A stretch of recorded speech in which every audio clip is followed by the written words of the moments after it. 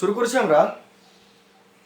কোষে দেখি 15.1 এবং 9 পর্যন্ত হয়ে গিয়েছিল। 10-এর প্রশ্ন, পেজ 221 পেজের 10-এর প্রশ্ন শুরু করছি। একটি ঘরের 4 দেওয়ালের ক্ষেত্রফল 42 বর্গমিটার। একটি ঘরের 4 দেওয়ালের ক্ষেত্রফল 42 বর্গমিটার এবং মেঝের ক্ষেত্রফল 12 বর্গমিটার এবং মেঝের ক্ষেত্রফল 12 বর্গমিটার। তাহলে প্রশ্নটা হচ্ছে, ঘরটির দৈর্ঘ্য 4 মিটার হলে তার ক্ষেত্রফল কত হবে তোমাকে বার করতে হবে। ঘরটির দৈর্ঘ্য যদি 4 মিটার হয় তাহলে উচ্চতা কত হবে তোমাকে বার করতে হবে। তাহলে শুরু করা যাক। যখন পরিমিতির প্রশ্ন তখন তুমি দেখো মান কি কি দিয়েছে। মান দিয়েছে 4 দেওয়ালের ক্ষেত্রফল 42 আর মেঝের ক্ষেত্রফল 12। তো দুটোই ফর্মুলার জিনিস, তাহলে দুটোই আলাদা করে রাখছি। আর দৈর্ঘ্য দিয়েছে 4 মিটার, উচ্চতা কত। কত সুন্দর প্রশ্ন, দেখো কত ইজিলি সলভ হবে। যে 4 দেওয়ালের ক্ষেত্রফল 42 দিয়েছে, তাহলে 4 দেওয়ালের ক্ষেত্রফলের ফর্মুলা কি মনে করে নাও। আচ্ছা, চা এসে গেছে আমাদের। চা টেস্টি হয় এবং বুদ্ধিমানের একটা প্রধান উপকরণ বলতে পারো, বলেছি তোমাদের। চা খাবে, খুব চা খাবে। তাহলে 4 দেওয়ালের ক্ষেত্রফল দেখো কি করছে আমরা। 4 দেওয়ালের ক্ষেত্রফল,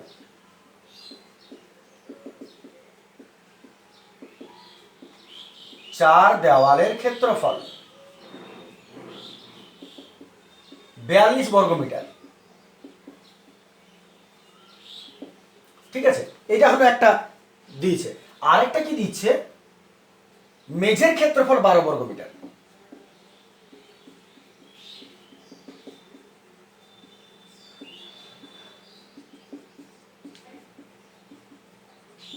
ঠিক আছে, দুটো দিয়েছে, 4 দেওয়ালের ক্ষেত্রফল, মেঝের ক্ষেত্রফল। এবার তুমি দুটোর ফর্মুলা আশা করি জানো, তুমি ফর্মুলা বসাও। মেঝের ক্ষেত্রফল, 4 দেওয়ালের ক্ষেত্রফল ফর্মুলা কি মনে করে দেখো। জানো, যদি না মনে পড়ছে তাহলে ফর্মুলাটা হচ্ছে পরিসীমা গুণিত উচ্চতা। তাহলে 4 দেওয়ালের ক্ষেত্রফল মানে এই 4টে দেওয়ালের ক্ষেত্রফল মনে করো। কি করে তুমি পাচ্ছ ফর্মুলাটা একটু বলে নিই। 4টে দেওয়ালের ক্ষেত্রফল, একটা দেওয়াল কেমন হবে, এই ভূমিটা যতটা আর তার সঙ্গে উচ্চতা, ওই দেওয়ালটা ভূমিটা উচ্চতা, ভূমিটা উচ্চতা, ভূমিটা উচ্চতা, 4টা। তাহলে 4 দেওয়ালের ক্ষেত্রফলে আসলে পরিসীমাটা যোগ করছো, 4টা ধারের নিচের পরিসীমা আর তার সঙ্গে কতটা উঁচু, তার মানে 4টা দেওয়ালের ক্ষেত্রফল হয়ে যাবে। তাহলে 4 দেওয়ালের ক্ষেত্রফল হচ্ছে 2 ইন্টু দৈর্ঘ্যযুক্ত প্রস্থ ইন্টু উচ্চতা সমান 42 বর্গমিটার দিয়েছে। আর এদিকে মেঝের ক্ষেত্রফল, মেঝেটা কেমন, মেঝেটা তো আয়তকার হয়, তার মানে আয়তক্ষেত্রের ক্ষেত্রফল যা, মেঝের ক্ষেত্রফল তা। তাহলে আয়তক্ষেত্রের ক্ষেত্রফল কত, দৈর্ঘ্য গুণিত প্রস্থ সমান তো 12 আছে। এইবারে তুমি ভাবো যে আর কি মান জানো, এগুলো তো আমরা লিখে নিলাম ফর্মুলা অনুযায়ী। আরেকটা মান আমরা জানি, ঘরটার দৈর্ঘ্য 4 মিটার। তাহলে ঘরের দৈর্ঘ্য 4 মিটার বসাও। তাহলে 2 ইন্টু দৈর্ঘ্যের জায়গায় 4 বসে গেল, প্লাস কত আছে, প্রস্থ আছে, ইন্টু উচ্চতা সমান 42। আমি দুটো দিক একসঙ্গে কেন করছি তোমাদের মনে হতে পারে, এটার কারণ হচ্ছে তোমার ধারণাটা পরিষ্কার করার জন্য, যে তুমি কি করে কি পাবে এই যে ব্যাপারটা। তাহলে দেখো আমি মান বসালাম, দৈর্ঘ্যটুকু জানো তুমি, দৈর্ঘ্যের মান বসালে এখনো তোমার হাতে দুটো কিন্তু আননোন অ্যাসেট থেকে যাচ্ছে, উচ্চতা আর প্রস্থ। কি করে বার করবে জানে নেই। এবার এদিকেও তুমি মান বসাও, দৈর্ঘ্য হলো 4 ইন্টু প্রস্থ সমান 12। লক্ষ্য করে দেখো, এইদিকে তুমি যদি দৈর্ঘ্যের মান বসাও এবং এদিকেও যদি দৈর্ঘ্যের মান বসাও, বেশি তুমি ফ্যাসিলিটিস পাবে এদিকের থেকে। কারণ এদিকে তোমার হাতে এখনো দুটো আননোন থিংস আছে, এটা হচ্ছে প্রস্থ, এটা উচ্চতা। একটা না জানা থাকলে বার করা সহজ, কিন্তু দুটো না জানা থাকলে তুমি বার করতে পারবে না। কাকে বার করবে, উচ্চতাকে না প্রস্থকে? কিন্তু ওকে তুমি বার করতে পারবে একটা অজানা। কারণ কি করে বুঝতেই পারছো, প্রস্থ রেখে বাকিকে উড়িয়ে ওদিকে ফেলে দাও ঠেলে। এত প্রস্থ সমান 12, 4টা নিচে নেমে যাবে, 12/4, 4 3 মনে হয় 12 হয়, 3। এতক্ষণ ক্ষেত্রফল ছিল তাই বর্গ লিখছিলে, এখন দৈর্ঘ্য প্রস্থ এসে গেছে, ক্ষেত্রফল নাই মানেই বর্গ নাই, তার মানে এটা হয়ে গেল মিটার।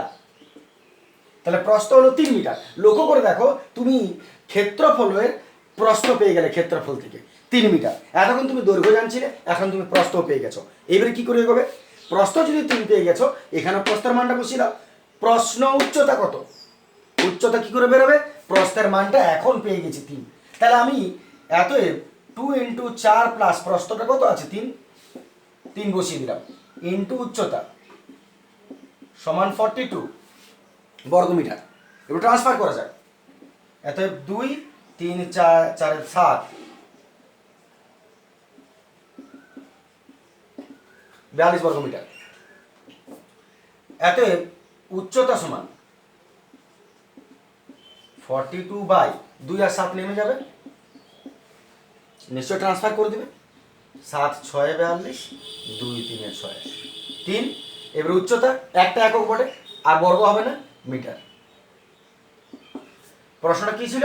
ঘরটার উচ্চতা কত? পেয়ে গেলে 3 মিটার। এবারে ব্যাপার হচ্ছে কি আমি কিভাবে করব পরীক্ষা এরকম করলে শোভনীয় হবে না, কারণ তুমি কোনটা কোথায় করেছো, তারপর কোনখান থেকে কোনটা মান বসিয়ে দিচ্ছে, এটা সিরিয়ালে ঠিক নয়। কিন্তু তবুও আমি কেন করলাম? যাতে তোমার ধারণাটা পরিষ্কার হয়। তুমি নিজেই যখন তোমার কনসেপশনটা ক্লিয়ার হবে, তুমি নিজেই বুঝতে পারবে এবারে যে আমাকে কোনটা নিয়ে চলতে হবে। আমি যদি 4 দেওয়ালের ক্ষেত্রফল নিয়ে অঙ্কটা শুরু করি, তাহলে আমি দৈর্ঘ্যের মান শুধু জানি, তাহলে আমি এইখানে মান বসিয়ে এই লাইনে এসে আটকে থেকে যাব, কারণ আমি এগোতে পারবো না, কারণ না জানি প্রস্থ, না জানি উচ্চতা। কিন্তু আমি যদি মেঝের ক্ষেত্রফল নিয়ে এগোই, এটা তো তুমি নিজেই বুঝতে পারবে। তুমি মানুষের ব্রেন নিঃসন্দেহে 2-3টা লাইন নিজে ইজিলি তুমি মানে আন্দাজ করে নিতে পারবে। তাই যদি ক্ষেত্রফল নিয়ে শুরু করো তুমি, তাহলে দৈর্ঘ্য গণিত প্রস্থ, তুমি মনে মনে ভাবো কথাটা যে আমি যদি ক্ষেত্রফল সমান 12 লিখি, তাহলে দৈর্ঘ্য গণিত প্রস্থ করবো। প্রস্থ দৈর্ঘ্যের মান আমি জানি 4, হয়তো একটু স্পিডে বলা হয়েছে, সরি টু সে অভ্যাস আর কি, বদ অভ্যাস বলতে পারো। তাহলে দৈর্ঘ্য 4 বসিয়ে দিলাম, তাহলে এখান থেকে তুমি প্রস্থ পেয়ে গেলে। তাহলে আমার মাথায় যেন ওটা কাজ করে সবসময় যে আমি কোনটা দিয়ে শুরু করলে ইজিলি আমি আইডেন্টিফাই করতে পারবো অ্যান্সারটা। তাহলে আমি এখান থেকে প্রস্থ পেয়ে যাব। তারপর যখন আমি 4 দেওয়ালের ক্ষেত্রফল নিয়ে চলবো, তখন ফর্মুলা এটা লিখবো, তাতে আমি দৈর্ঘ্য জানবো, প্রস্থও জানবো, আর উচ্চতা ট্রান্সফার করলে বেরিয়ে যাবে। তার মানে আসলে আমি বোঝাতে কি চাইলাম যে গোটা অঙ্কটাকে তুমি একটা মাথায় কনসেপশনটা ঠিক করে নেবে যে কী করে আগে করবো, কোনটা পরে করবো। তাহলে আমি পরীক্ষার সময় আমি কি করব?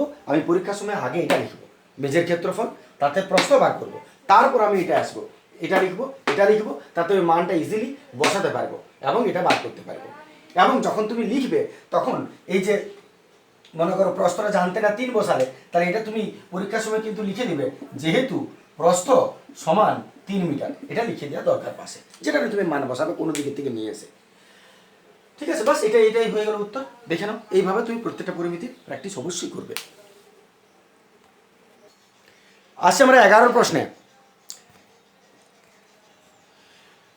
প্রশ্নটা বলছে সুজাতা 84 বর্গ সেমি ক্ষেত্রফল বিশিষ্ট আয়তকার কাগজে ছবি আঁকবে।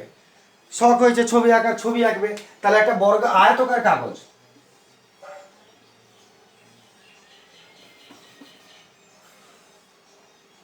মনে করো এটা আয়তকার কাগজ, মনে করো কি আছে আয়তকার, এবারে কাগজ নয়, যাই হোক 84 বর্গ মিটার, এর ক্ষেত্রফল হচ্ছে 84 বর্গ মিটার। ঠিক আছে, তাহলে ক্ষেত্রফল 84 বর্গ মিটার, পরিমিতির অঙ্ক বুঝতে পারছো, ক্ষেত্রফল সমান 84, ক্ষেত্রফল ফর্মুলা ইত্যাদি ইত্যাদি। আরেকটা কথা কি বলেছে, কাগজটির দৈর্ঘ্য প্রস্থের অন্তর 5 সেমি। দৈর্ঘ্য প্রস্থের অন্তর 5 মানে কি বোঝায়? দৈর্ঘ্য থেকে প্রস্থ, অন্তর মানে বিয়োগফল, মানে আমি তোমাকে বলে নিই, অন্তর মানে হচ্ছে যে মনে করো যদি দৈর্ঘ্য 10 হয় আর প্রস্থ 8 হয়, তাহলে অন্তর কত? 2, অন্তর মানে বিয়োগফল। তাহলে দৈর্ঘ্য আর প্রস্থের অন্তর 5 সেমি, তার মানে প্রস্থ তো ছোট হবে, দৈর্ঘ্য তো বড় হবে।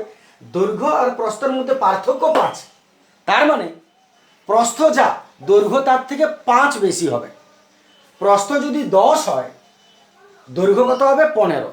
প্রস্থ যদি 20 হয়, দৈর্ঘ্য কত হবে? 25, 5 বেশি। তাহলে অন্তর, আমরা যদি প্রস্থটাকে এক্স ধরে নিই, সাপোজ, বলে তো দেয় না দৈর্ঘ্য কত প্রস্থ কত, শুধু বলেছে তাদের পার্থক্যটা 5। তাহলে তুমি এক কাজ করতে পারো, প্রস্থকে তুমি যদি এক্স ধরে নাও, দৈর্ঘ্য কত হবে? তার থেকে 5 বেশি, কারণ দৈর্ঘ্য তো বড় হয়, তার থেকে 5 বেশি, তার মানে x + 5। তাহলে আমরা এক কাজ করি, দৈর্ঘ্য প্রস্থ কিছুটা তো ধরতেই হবে, না তুমি ক্ষেত্রফলে কাকে বসাবে, নিজেকে কি? তাহলে আমরা প্রথমে সবসময় ছোটটাকে ধরলে ভালো হয়, ছোটোটাকে ধরো, বড়টাকে তার থেকে কত গুণ বেশি, কত ভাগ বেশি এক্সটেনশন করে দেবো। তো ধরি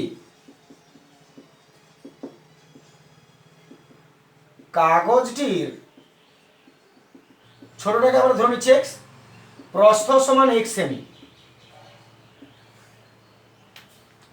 প্রস্থ সমান এক্স সেমি। তাহলে প্রস্থ যদি এক্স হয়, দৈর্ঘ্য কত হবে? নিশ্চয়ই 5 বেশি হবে,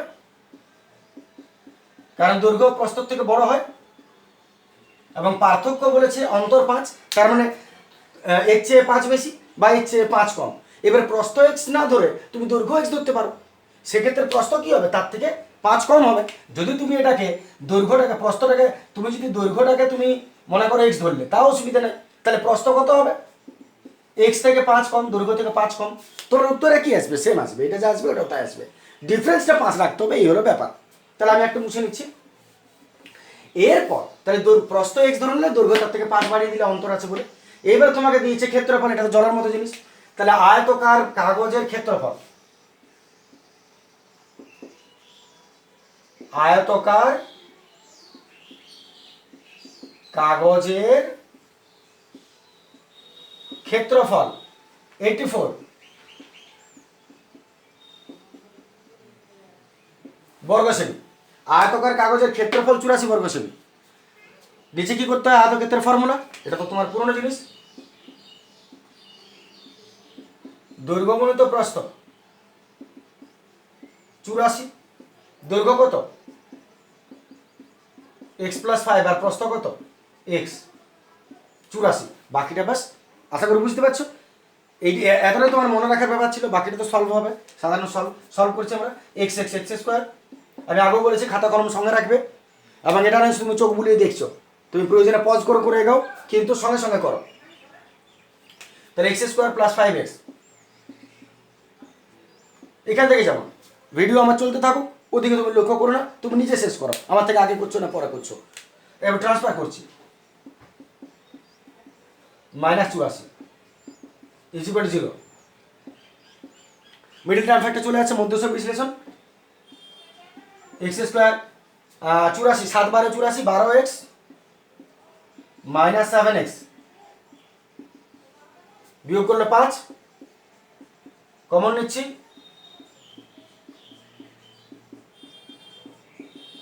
এটা তো কমন নিলে, এটা তো কমন নিলাম, এবারে দুটো মিলে গেছে।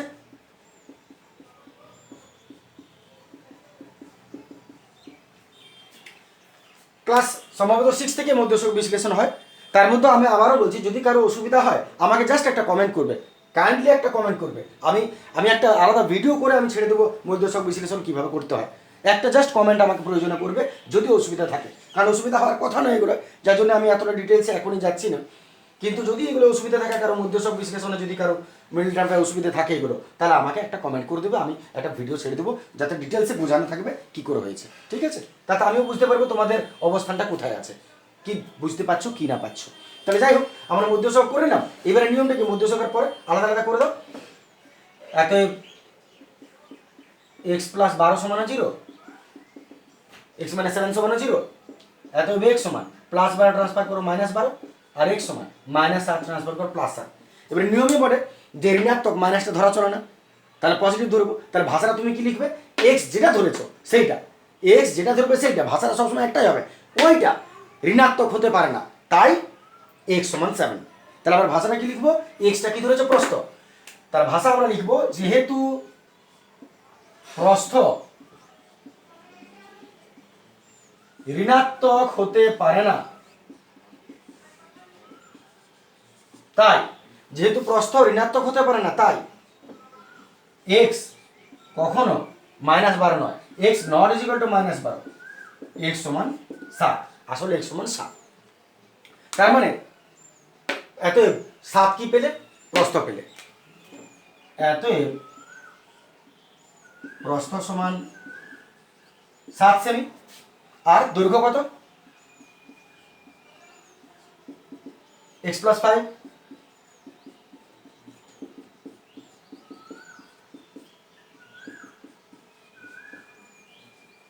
সেমি, দৈর্ঘ্য 12 সেমি, বার করতে কি বলেছে পরিসীমা, তাহলে দৈর্ঘ্য প্রস্থ বার করে দিলে তো হবে না, পরিসীমা বার করতে হবে। বাকি পরিসীমা ফর্মুলা বসাও।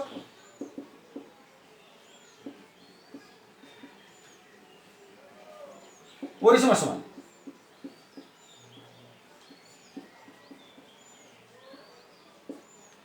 2 ইন্টু দৈর্ঘ্য যুক্ত প্রস্থ, 2 ইন্টু দৈর্ঘ্য যুক্ত প্রস্থ,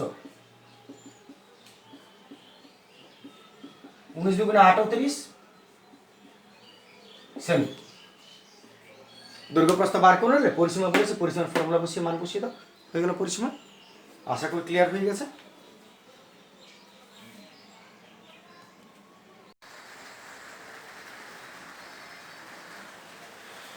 আসছে আমরা 12 প্রশ্ন, 221 পাতায় চলছে 12 প্রশ্ন। প্রশ্নটা দেখো, সিরাজদের বর্গাকার বাগানের বাইরের চারদিকে 2.5 মিটার চওড়া একটি রাস্তা আছে। এটা গতানুগতিক প্রশ্নে এসে গেছি আমরা। একটা বর্গাকার বাগান এবং বাইরের চারদিকে একটা রাস্তা। তাহলে কিছু বোঝার আগে ছবিটা হয়ে যাক একটু। প্রথমে এই হলো বর্গাকার বাগান,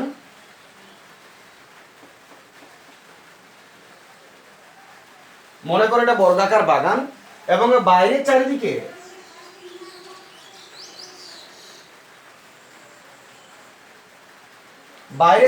একটা রাস্তা আছে। বাগানটা বর্গাকার বলে দিয়েছে, আর বাইরের চারিদিকে 2.5 মিটার চওড়া রাস্তা। রাস্তাটা হচ্ছে এইটা 2.5 মিটার চওড়া রাস্তা, চারদিকটায় 2.5। এতদিনে তোমাদের আন্দাজ হয়ে গেছে নিশ্চয়ই অঙ্কগুলো। রাস্তার ক্ষেত্রফল 165, রাস্তাটায় 165 বলে দিয়েছে।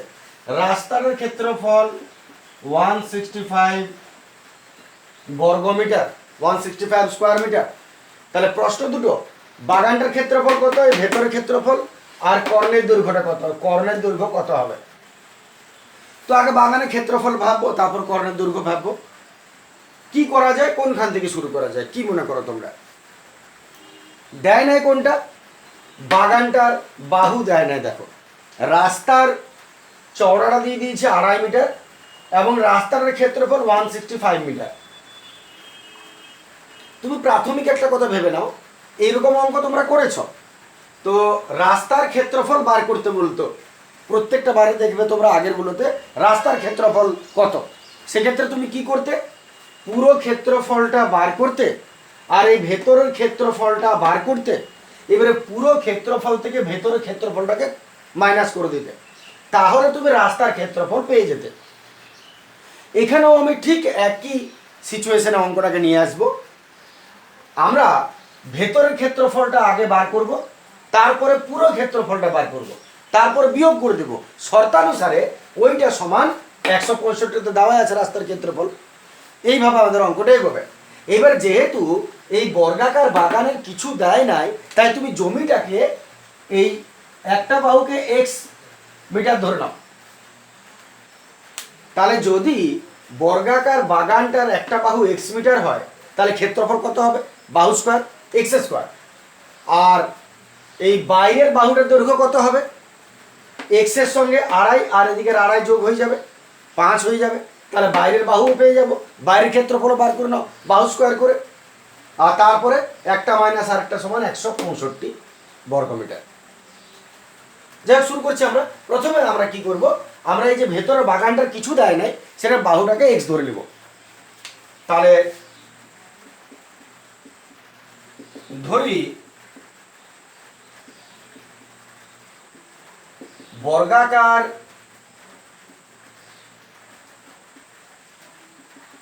বাগানটির বাহু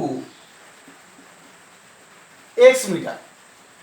সবসময় বর্গাকার আয়তকার কি বটে, আকারটা কিন্তু প্রথমে একবার অন্তত মেনশন করে দেবে যে কি বটে সেটা, তারপরে তুমি নিজের কাজ করবে।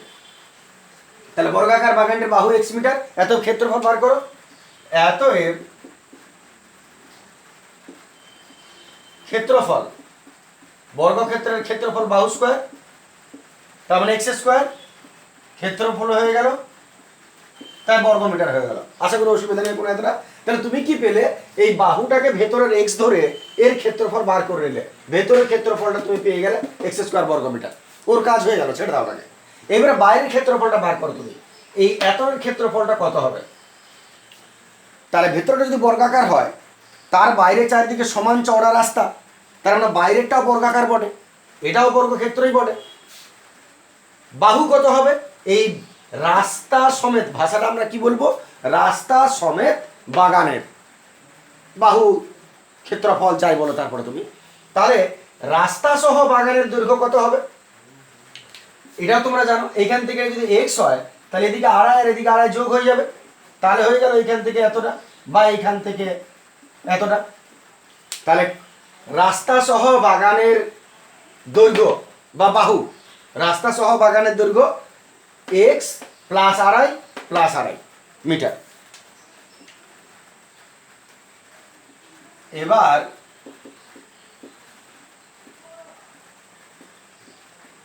রাস্তা সহ বাগানের দৈর্ঘ্য, দৈর্ঘ্য বলতে বাহু বোঝাবে, রাস্তা সহ বাগানের দৈর্ঘ্য x plus 2.5 plus 2.5, x plus 2.5 plus 2.5, আড়াই আড়াই যোগ করে দাও, 5 হয়ে গেল মিটার। এক্স প্লাস 5, 2 যোগ করে 5 হয়ে গেল। এবার রাস্তা সহ বাগানের দৈর্ঘ্য যদি এত হয়, ক্ষেত্রফল কত হবে, এতএব রাস্তা সহ বাগানের ক্ষেত্রফল, ফর্মুলা বাহু স্কয়ার,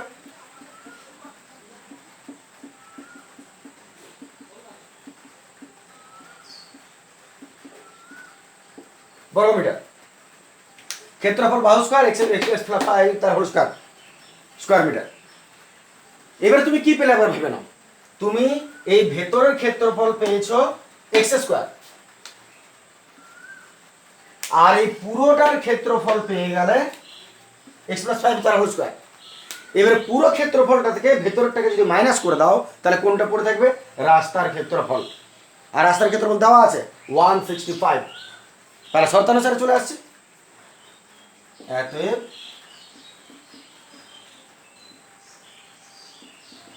শর্তানুসারে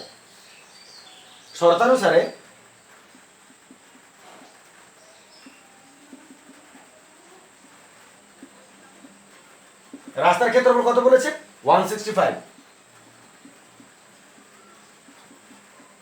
বর্গমিটার।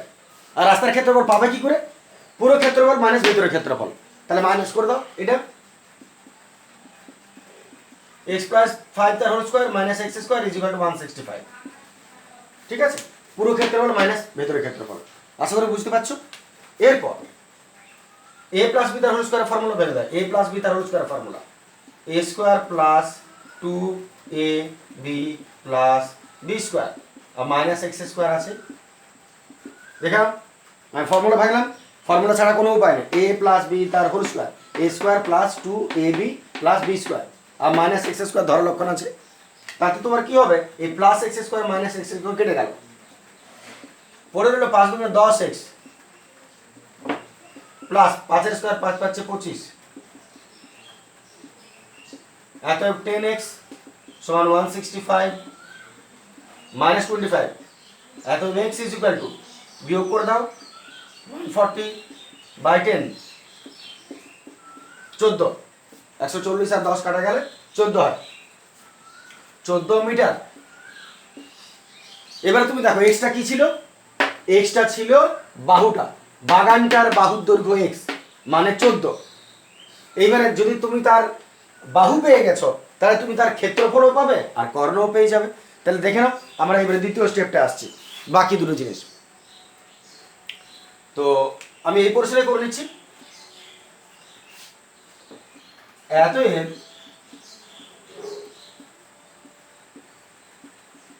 বাগানটির বাহু 14 মিটার, অতএব ক্ষেত্রফল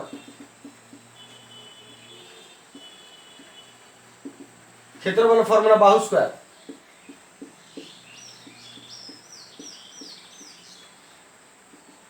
14 স্কয়ার 169 বর্গমিটার। তাহলে ক্ষেত্রফল বার করে দিলাম বাহু স্কয়ার মানে 14 স্কয়ার, 14 14 সম্ভবত মানে 96 স্কয়ার, না হলে অন্য কিছু হবে, যা হবে করে নেবে। এইবারে চলে আসছি কর্ণের দৈর্ঘ্য। কর্ণের ফর্মুলা আমরা জানি, কর্ণ কত হবে? বাগানটার কর্ণ, বাগানটা তো বর্গাকার, তার বর্গক্ষেত্রের কর্ণের ফর্মুলা মনে আছে? √2 ইন্টু বাহু, √2 ইন্টু বাহু, বাহু কত? 14, 14 √2। এটা উত্তর হওয়া দরকার, কিন্তু √2 মান দিয়ে দিয়েছে জলের মতো, আর ঝামেলা করে দিল। এত 14 ইন্টু √2 এর মান বসিয়ে দাও 1.414, 14 1.414, আমরা গুণ করে নিচ্ছি একটু, 1.414 14 দ্বারা 4 4 16 17 5 4 4 16 17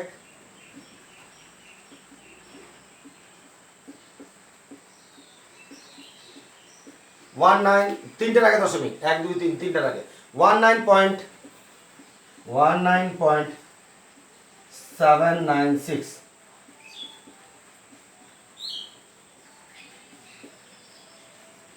মিটার, 19.796 মিটার। বাস এটাই হয়ে গেল তোমার কর্ণের দৈর্ঘ্য। আশা করি ভালো ছিল, প্রশ্নটা সহজ ছিল। চলে আসছে আমরা 13 প্রশ্নে।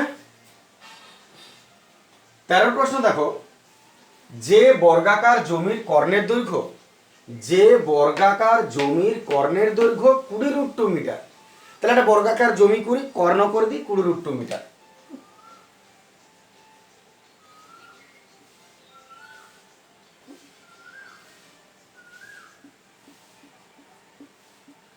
এটা হয়ে গেল বর্গাকার জমি যার কর্ণ 20 √2 মিটার। তার চার ধার পাঁচিল দিয়ে ঘিরতে কত মিটার পাঁচিল লাগবে? তার চারদিকে যদি পাঁচিল দিয়ে ঘিরতে হয় কত মিটার পাঁচিল লাগবে? মিটার বলেছে, বর্গ মিটার বলে নেই। যার জন্য তোমাকে ক্ষেত্রফলে যাওয়ার কথা বলে নেই, পরিসীমায় যাওয়ার কথা বলেছে। কত মিটার পাঁচিল লাগবে? এমনিও তোমরা জানো যে বাইরের বেড়াটাকে কি বলবো আমরা? পরিসীমা। আর একটা জায়গা দখল করে আছে এতটা চওড়া, এইটা হলো ক্ষেত্রফল। যদি রাস্তা হতো ক্ষেত্রফল হতো। তো পাঁচিল দিয়ে কতটা পাঁচিল লাগবে মানে পরিসীমা বার করতে বলেছে। তাহলে প্রথম প্রশ্ন, বর্গাকার জমির কর্ণের দৈর্ঘ্য যদি 20 √2 হয়, এক কথায় বর্গক্ষেত্রের কর্ণ যদি 20 √2 হয়, তাহলে তার পরিসীমা কত বার করো। এটাই হলো প্রথম প্রশ্নের উত্তর। কতটা পাঁচিল লাগবে মানে এইটা কতটা আকার জুড়ে আছে। তাহলে এটা হয়ে গেল তোমাদের একটা পরিসীমা। আর দ্বিতীয় প্রশ্নটা একসঙ্গে দেখিনি কি বলেছে, প্রতি বর্গমিটারে 20 টাকা হিসাবে, 1 বর্গমিটার 20 টাকা হিসাবে ঘাস বসাতে কত খরচ হবে? ঘাস কোথায় বসাবে?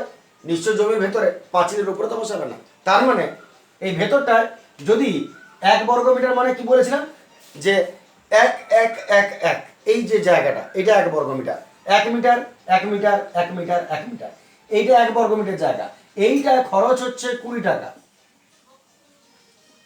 1 বর্গমিটার জায়গায় খরচ হচ্ছে 20 টাকা। তাহলে পুরোটা ঘাস বসাতে কত খরচ হবে? কি করে বার করবে? নিশ্চয়ই ক্ষেত্রফল বার করো। এমনিও যেন মোট খরচ বার করতে গেলে কি করতে হয়? ঘাস বসানোর পুরোটার ক্ষেত্রফল বার করে দাও আর 20 দিয়ে গুণ করে দাও। ক্ষেত্রফলকে 20 দিয়ে গুণ করে দিলে মোট খরচ পেয়ে যাবে। এটা প্রতি খরচ বটে। যাই হোক, আমরা পরেরটা পরে আসছি, আগে প্রথমেরটা হয়ে যায়।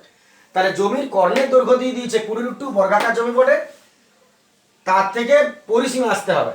তাই তুমি বলো যে আমরা কি করব? বর্গাকার জমির বর্গক্ষেত্রের কর্ণ যদি দেওয়া থাকে তার থেকে পরিসীমা কি করে আসবে আগে ভেবে নাও। আমি যদি খুঁজে না পাই তাহলে আমি শেষ দিকের থেকে শুরু করব। বলেছে পরিসীমা, তাহলে বর্গক্ষেত্রের পরিসীমার ফর্মুলা কি? 4 গুণিত বাহু। বর্গক্ষেত্রের পরিসীমা যদি বার করতে হয় 4 গুণিত বাহু দরকার। তার মানে কি দরকার? বাহু। এবার বর্গক্ষেত্রের কর্ণ থেকে বাহু কি করে পাবে? বর্গক্ষেত্রের কর্ণ দেওয়া আছে, কর্ণের ফর্মুলা লিখো, মান বসাও, বাহু পেয়ে যাবে। শুরু করছি।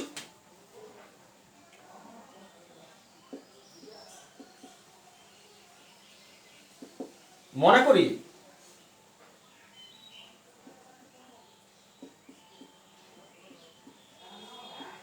বর্গক্ষেত্রের বাহু সমান এক্স মিটার, কিছু একটা ধরে নিলাম, না ধরলেও চলে। মনে করে বর্গক্ষেত্রের বাহু সমান এক্স মিটার, এত কি দিয়েছে এটা কর্ণ, কর্ণের দৈর্ঘ্য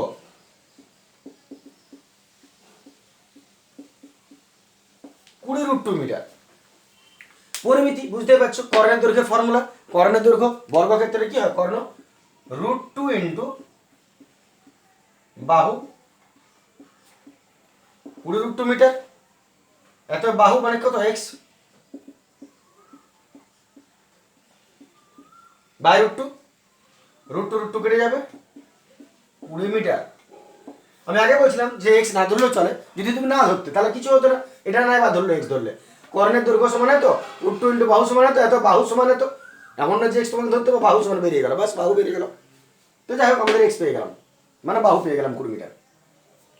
এইবারে পরিসীমা বার করো, এত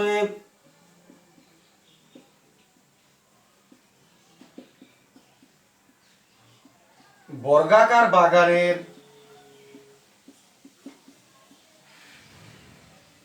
পরিসীমা, বর্গাকার বাগানের পরিসীমা 4 গুণিত বাহু, মান বসাও, 4 × 80 মিটার, পরিসীমা 80 মিটার। তার মানে পাঁচিল দিয়ে ঘিরতে কত পাঁচিল লাগবে, হয়ে গেল উত্তর, আমাদের 80 মিটার পাঁচিল লাগবে। এটা আমাদের 1 নম্বর উত্তর পেয়ে গেলাম। তোমরা পরিষ্কার করে ভাষা লিখবে, পাটিগণিত ভিত্তিক অঙ্ক, পাঁচিল তৈরি করতে 80 মিটার পাঁচিল লাগবে। আমাকে তো নম্বর দেবে না, আমি অত লিখে কি করবো। আসছে দ্বিতীয় স্টেপটা, প্রতি বর্গ মিটারে 20 টাকা হিসাবে ঘাস বসাতে কত খরচ হবে। তাহলে যখনই ঘাস বসাবে আমরা ভেতরে চলে এলে, আর যখনই আমরা ভেতরে চলে যাব, বাইরে বেড়া হলে পরিসীমা, আর ভেতরে ঢুকে গেলে কি হবে, ক্ষেত্রফল। তাহলে ক্ষেত্রফল বার করে দিই, এতএব বর্গাকার বাগানের ক্ষেত্রফল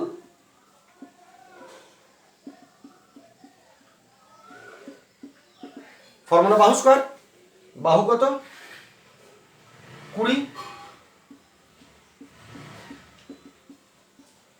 400 বর্গমিটার, 400 বর্গমিটার ক্ষেত্রফল হলে 400 বর্গমিটার। এইবারে শেষ কাজ কি করবে, মোট খরচ 1 বর্গমিটারের খরচ 20 টাকা, প্রতি বর্গমিটারে 20 টাকা খরচ, ঘাস বসাতে মোট খরচ কত, 400 বর্গমিটার জায়গায় তুমি ঘাসটা বসাবে, গুণ করে দাও, এত ঘাস বসাতে মোট খরচ, ক্ষেত্রফল গুণিত প্রতি খরচ। তাহলে শেষ কাজে আসছে আমরা, এতএব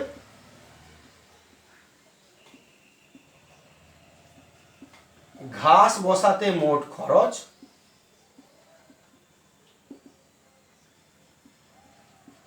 ক্ষেত্রফল গুণিত প্রতি খরচ।